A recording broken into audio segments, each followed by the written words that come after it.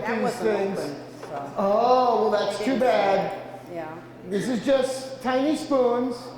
Ooh, tiny spoons. All right, tell us why this is important. I know, because I know. Tell us why this is important. Well, it's important because these were very special things that my mom used to bring out on special days when it was quiet and snowy at the Cape and all that kind of stuff. And we would go through this box of things, and I got to see these. And she would tell me the story that her mother passed along to her about Mrs. General Tom Thumb, who was good friends with my great-grandparents, and would come over for Sunday dinner, and she would stand no taller than the edge of this table. Do you know who General Tom Thumb is? Hands? A lot of people think a lot of he's people not you don't know.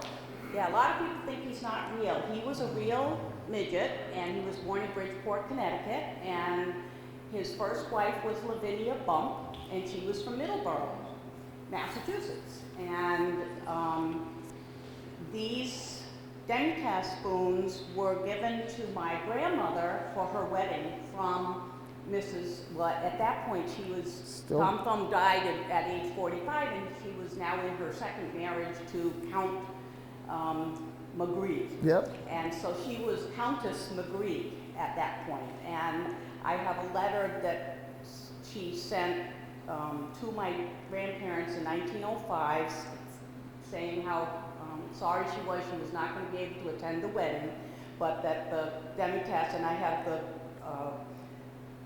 newspaper article that interviewed my grandmother, and it was mentioned, the Demitasse spoons are mentioned in the article itself, so it does show that. And these are the little knives, and it has a card in it with the Countess McGree, and then I have actually her gloves that were left behind at the house after the Sunday dinner one time, and they're teeny, and lots of pictures of the home that my great-grandparents lived in.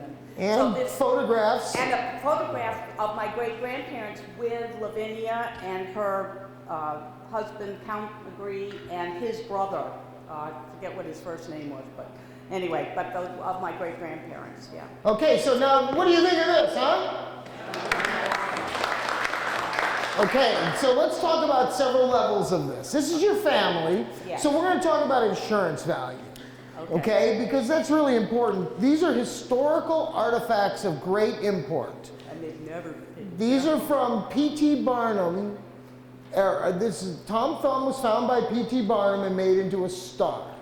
Anything related to midgets and dwarves of that era is very important historically. It's kind of politically correct today. Oh well. These are. She was a big star. She was a huge star.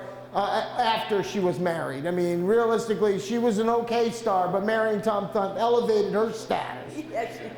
So, just for value, this little booklet here, which is Tom Thumb and McGee, both of them in the same stage show and presentation, that's the type of thing that P.T. Barnum would be selling for a nickel at the event, and then you would go up and get it autographed. I didn't see any autographs. No, I don't believe that, other than the signature of. Oh yeah, the handwriting, yeah, the handwriting. One, yeah. Yeah, so value-wise, I would say that this booklet by itself would sell retail for $100 to $150 just for this booklet. But as a grouping for historical and for insurance value, I would put about $5,000 insurance value on it.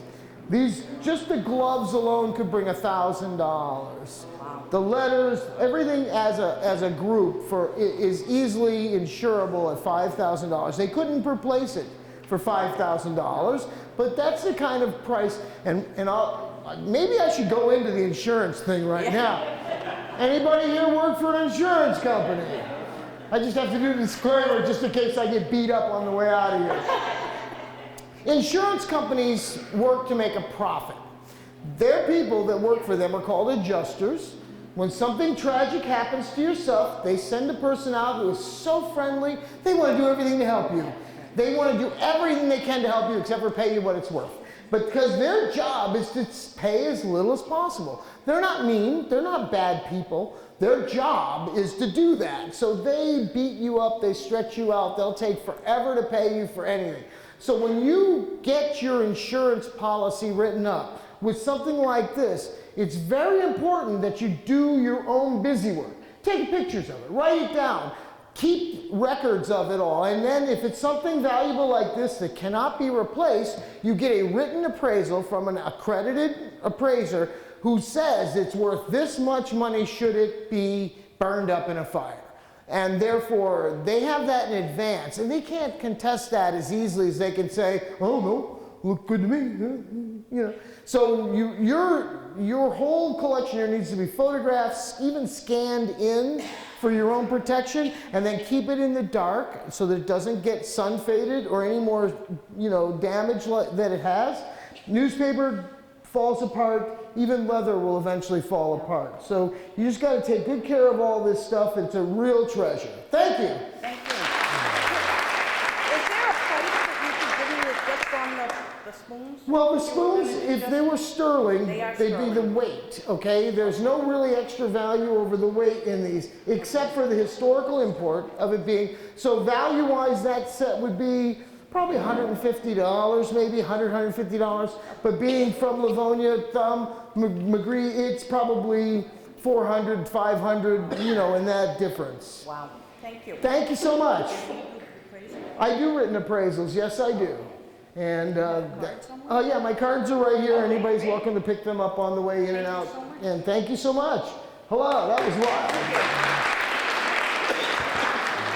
Yeah, one of these. You're very welcome.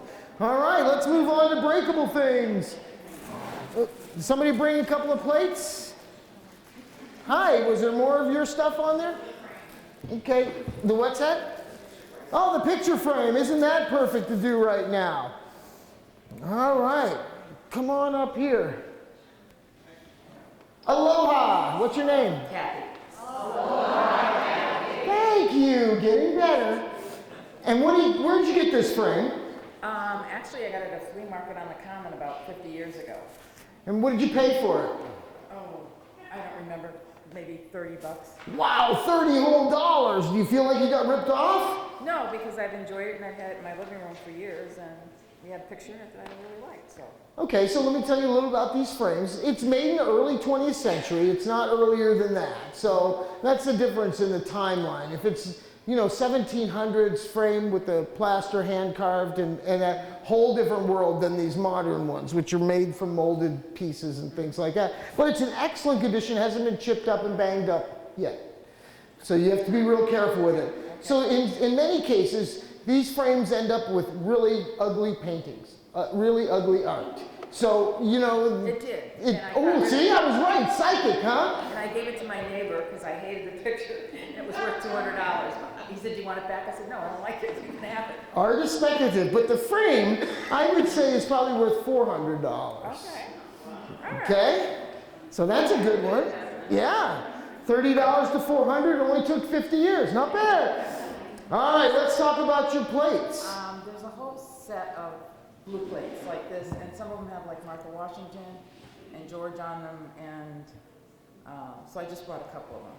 Okay, these are the generic plain ones. You want to take these metal things off. They're not going to do anything but chip them and crack them, and you don't hang them anywhere, do you? They were hung on the wall. Oh, yeah? Well, if you're... I won't, no, not anymore, they're not, but in my other house, I had them on the wall. And that's where the decorative part comes in. You know, if it's decorative, you hang them on the wall because you don't care if they get chipped or, you know... Well, they were my grandmother's, so they have sentimental value more than anything. All right, and on the back it's marked Manhattan, semi-porcelain, Henry somebody or another, and something or another. Okay, so let's just talk a little bit about this. This is to emulate 1780s, 1790s China. It isn't from the 1780s, 1790s, it's from the 1890s. But it's really, I guess we call it in the world skeet. Okay. Pull. A lot of them were just destroyed. Thank you very much. They're beautiful condition, but the emotional value is probably going to be most of the value. They're probably $15 each, retail value. Okay? Yeah, that's fine. They're beautiful, but you should take the metal things off when you can. Oh, yeah, I Just will. be real careful with them. Okay? All right. Thank you.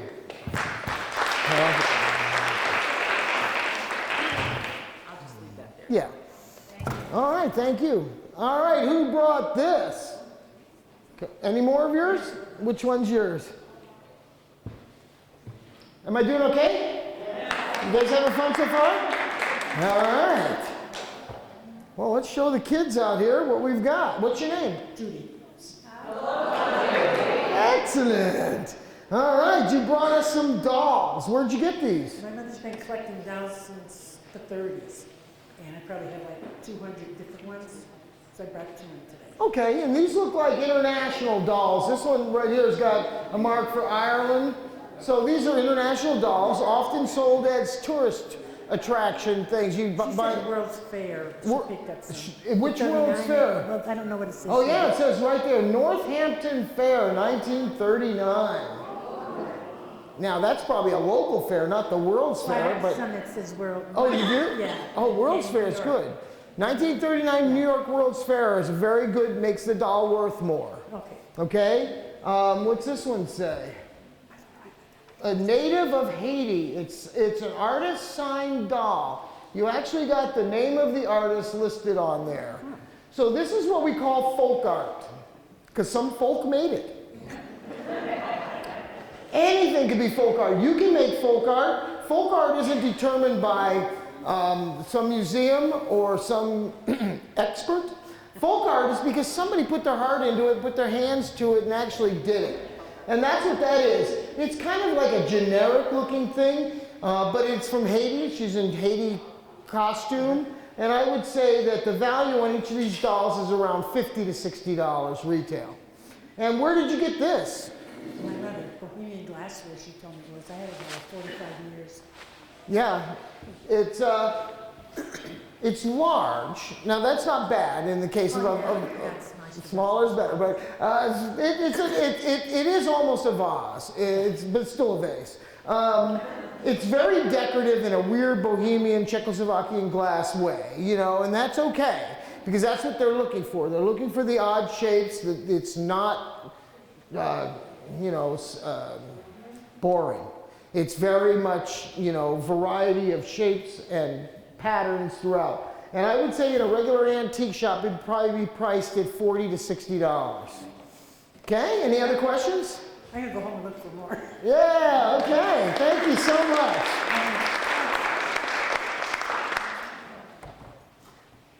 Look, more glass. Who brought this? I don't know, is it? If not, somebody else will take it. Nobody brought this. Hey, free stuff. You sure? And are you sure? Come over here. You sure? Yeah, that and a frame. What's this? These 2 frames? Okay, we can grab those for you. All right. And what's your name? Thank you. This I know nothing about. My sister-in-law gave me all this stuff about 50, 60 years ago. And you know nothing about that? Well, first off, It's more at home with that. you have more of the same pattern? It's glass, in case you didn't know. yeah. You said you knew nothing. I was just trying to be helpful. okay. No, it's pressed glass. It's made in a mold. It's probably made in the 1940s.